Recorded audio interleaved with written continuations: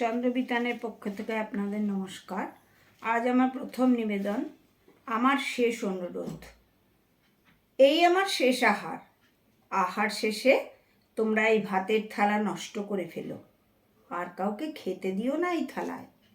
এই আমার শেষ নতুন জামা খুলে দিলাম, কিন্তু দেখো আমার কোনো বন্ধু যেন কখনো এই জামা না পরে।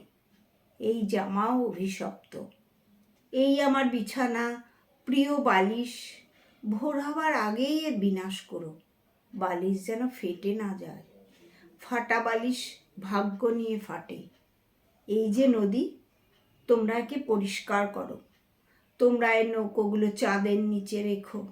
ভুলেও যেন এর ভেতরে কোনো নারীকে নিয়ে শুয়ো না। নৌকো আজও দেবতা এই দেশের। বাইরে ছেড়ে রাখা আমার জুতো, ও কার শিশু এক পা ভরে হাঁটছে? দিদির ছেলে? বারণ করো, আমরা ওকে বারণ করো আমার দিকে আসতে। এই আমার পায়ের পাতা রেখে গেলাম। যে মেয়েটিকে ভীষণ ভালোবেসেছিলাম তাকেও দেখিও, কিন্তু ছুঁতে দিও না। ছুঁলেই ওর একটা হাত নষ্ট হয়ে যাবে। চন্দ্রবিতানের পক্ষ থেকে আমার দ্বিতীয় নিবেদন, নাগকেশরের বনে। তোমার কোমর যদি নিশাচর একবার চুম্বন করে, তবে আমি রোগমুক্ত হব। পৃথিবীতে আমি আবার জন্মাবো। ভালোবাসলেই যদি আমি কেন শতখণ্ড হতে পারছি না? যে বীজ ধরেছে মরলেও রাজ চিহ্ন নিয়ে আবার দাঁড়াবে। একই কোর থেকে জল পান করে তুমি স্মৃতি ফিরে পেলে, আর আমি অন্ধকার বনের ভেতরে একা বসে থাকলাম।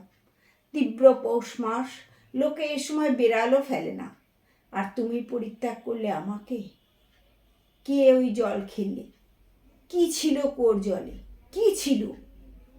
কি ছিল? নাগকেশরের বনে জ্ঞান ফিরে এলো। তবে এই কি নিয়তি, বা কোনো নারীর খোলা চুল?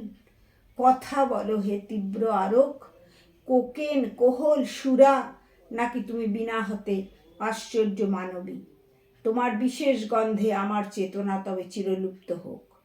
দুদিকে মরুভূমি, এখানে সূর্যাস্তে কেউ মিথ্যা বলে না। যে বলবে তার উট মুহূর্তে বালির মধ্যে ডুবে মরে যাবে। ওগো অপরূপ চোখ, আমি কেন তোমাকেই ভালোবাসলাম? আমি যদি মিথ্যা বলি, আমিও উটের মতো ডুবে মরে যাব। মদ খেলাম, বিষ খেলাম, দুধের নামে চোনা খেলাম, কিন্তু আমি নরক থেকে তোমার কাছে উঠে এলাম। তুমি কি আমার কথা ভাবো? ভেবেছিলে ভিখিরিকে কোনোদিন ভালোবাসা যাবে? কিন্তু আমার ভিক্ষা ছিল এক জায়গায়। যা যাবর হতে পারি, যা যাবর লুট করে ভিক্ষা করে না। আমার লক্ষ্য ছিল এক জায়গায়, এক চোখের মণিতে। বাহুবল নেই, তবু তোমাকেই পাঠালাম একটি শিবিকা। রানী হয়ে যদি আসো, ভিখিরি না রাজা উঠে দরজা খুলবে। নমস্কার।